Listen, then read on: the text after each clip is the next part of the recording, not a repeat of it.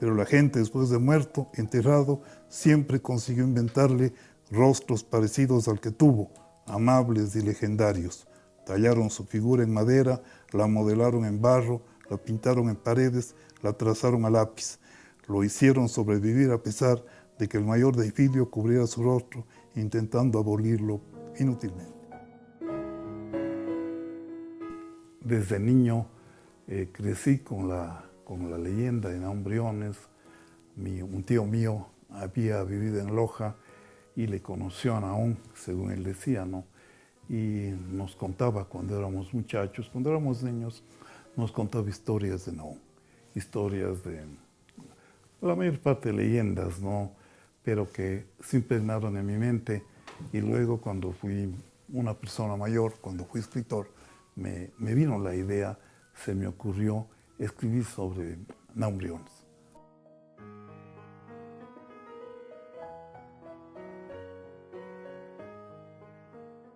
Yo estaba recién casado, había regresado de Quito con unos estudios de Derecho troncos, ¿no? Porque me licencié, pero nunca me doctoré en Derecho. Mi papá, que tenía una casita en la ciudad de Calderón, nos prestó, no nos arrendó porque no teníamos dinero, y teníamos una cocina, una mesita, unos muebles de madera rústicos, y tenía yo una máquina de escribir y unos libros. Realmente en esta espartana pobreza, diríamos, ¿no?, de recién casado, yo escribí Polvo y Ceniza, realmente con fe, con ilusión en el futuro, pero también con dudas, ¿no?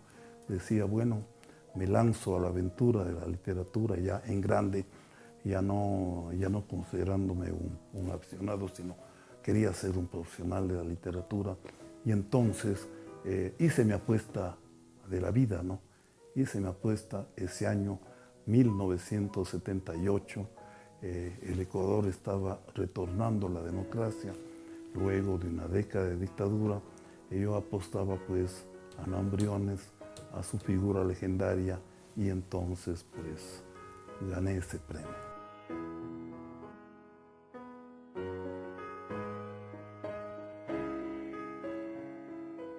Bueno, era un hombre obsesionado, se diría, por la figura de Naum Briones, de aquel bandolero lojano de fines del siglo XIX y principios del XX, que, según la leyenda, robaba a los ricos para dar a los pobres. Ese era mí, estaba obsesionado y escribía sin tregua.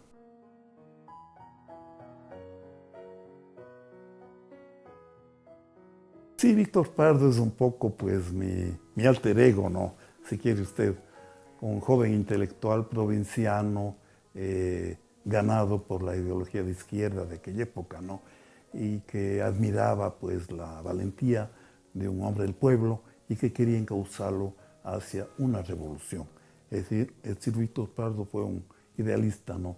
Un joven que había tenido algunas lecturas de marxismo, de socialismo, y que quería pues enrumbar a Naum, que era un campesino, un campesino poco cultivado, no analfabeto, pero un hombre sin estudios formales, que apenas terminó tercer grado de escuela, que quería volverle un líder revolucionario en su idealismo, ¿no? Y era poeta, además Víctor Pardo era un poeta, ¿no?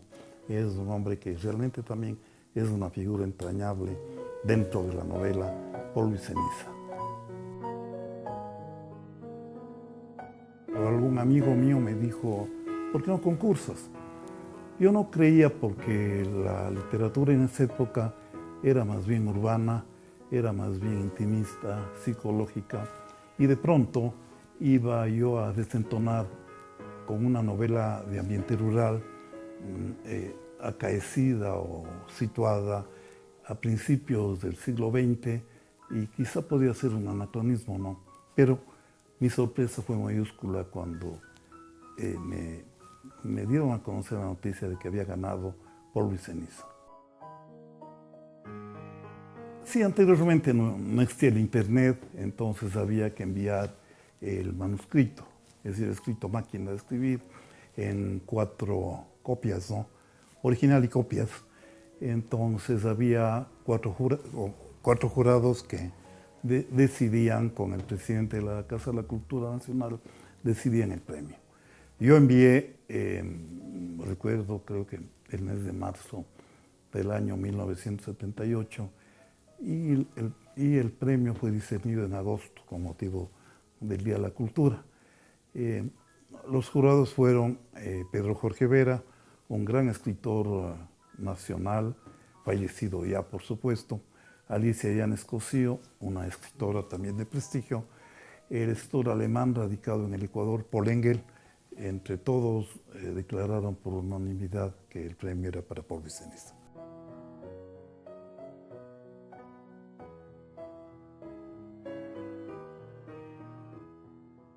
Bueno, yo creo que sin el Premio Nacional de Novela, Polvo y Ceniza no hubiera tenido la repercusión que tuvo, ¿no?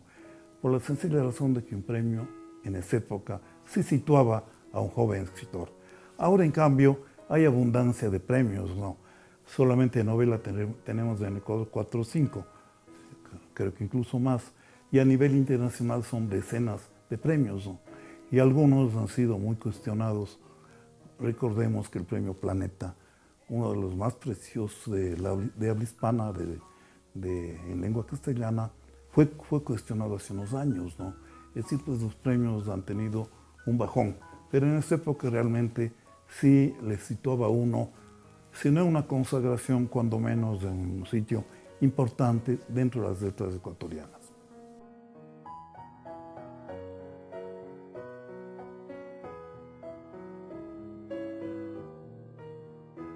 Esta edición fue publicada al año de haber ganado el premio, ¿no? Esta edición muy modesta, ¿no? Fue hecha por un amigo mío ya desaparecido, Alberto Crespo Encalada, al que le cedí los derechos de la primera edición. Luego vino pues una segunda edición o tercera de Editorial Planeta, ¿no?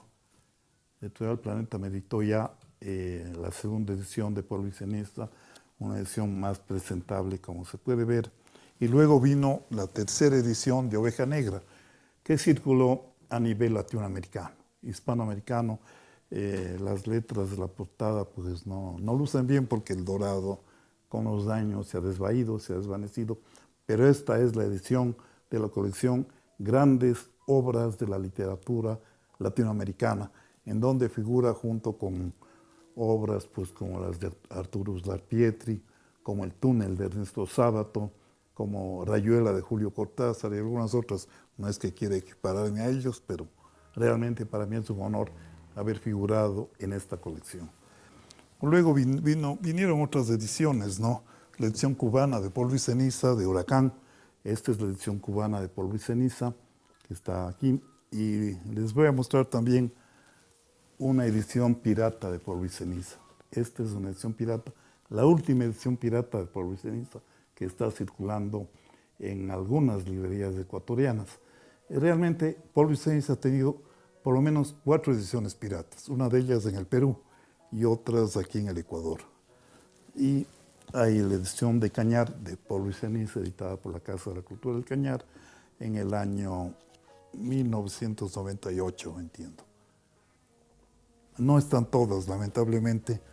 Algunos amigos me pidieron algunas obras de Polvo y Ceniza, algunos ejemplares, entre ellas la edición española de Polvo y Ceniza, se editó en España, y lamentablemente olvidaron devolverme.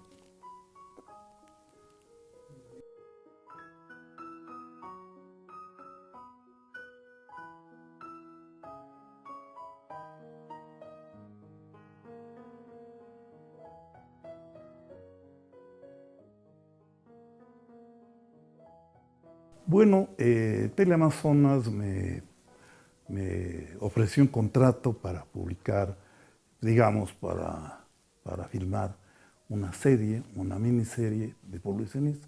Yo firmé el contrato, pero ese contrato estipulaba que en 10 años yo no podía realmente disponer de los derechos cinematográficos y de televisión de Polvo y Ceniza. Faltaban unos 5 meses para que Polvo y Ceniza, digamos, el contrato termine, el señor Carmiñani, el realizador, apuró una obra en la cual me dieron a última hora, me dieron el guión y me propusieron algunos ajustes que yo no los pude dar porque realmente no estaba de acuerdo con ese guión. Ya no me quedaba más remedio que aceptar porque había un contrato de por medio y caso contrario yo hubiera sido demandado, ¿no? Es decir, pues esa película, esa adaptación fue bastante apresurada. No me gustó para nada porque reducía la novela a una simple, pues, una especie de western ecuatoriano, de bandidos. Inclusive había incongruencias, ¿no? De que los bandidos lojanos aparecían con zamarros y ponchos de chagras del Cotopaxi, ¿no? Entonces no había tampoco ninguna relación y la historia quedaba reducida al mínimo. Bueno, con todo, pues esta adaptación sirvió para que Polvo y Ceniza también fuera conocida por un público no lector. Entiendo que sí benefició a la obra, no a mí, por supuesto, no, porque aparte de que el contrato con Teleamazonas fue mísero, diría, mínimo en el sentido económico, ¿no? Pero más me interesaba a mí el que mi novela pues tenga una adaptación televisiva en este caso. Me gustaría mucho a futuro pues que alguien se interesara en llevar a la pantalla Polvo y Ceniza.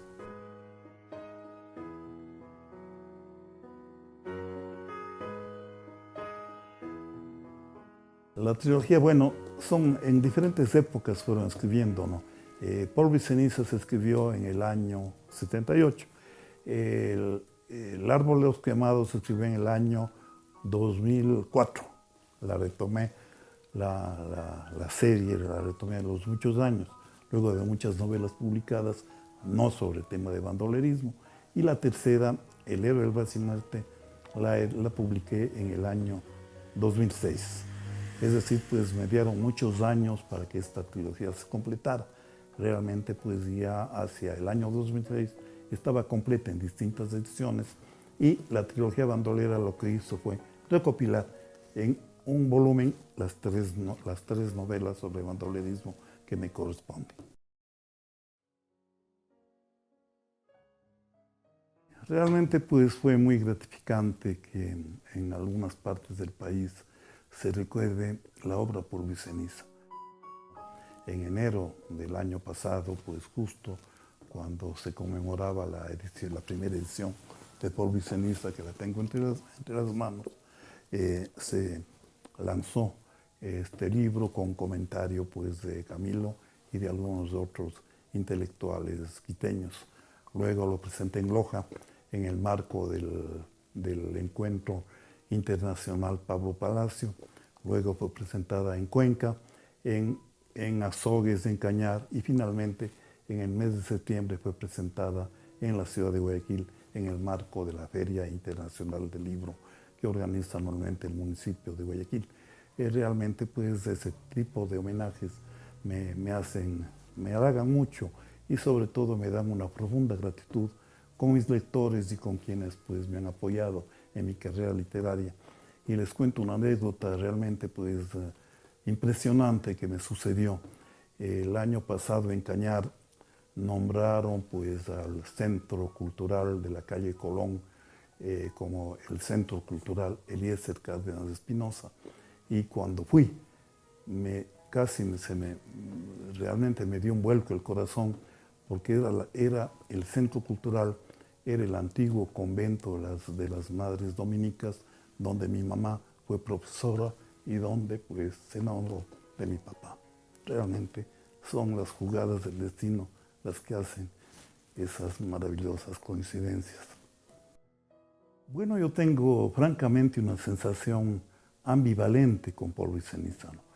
Polvo y ceniza, es verdad, me consagró como novelista cuando tenía 27 años, apenas, ¿no? Pero al mismo tiempo, la fama de Polvo y ceniza, el prestigio de Polvo y ceniza, el que pronto se convirtió en una obra clásica en la literatura ecuatoriana y también en la hispanoamericana, opacó al resto de mi producción literaria.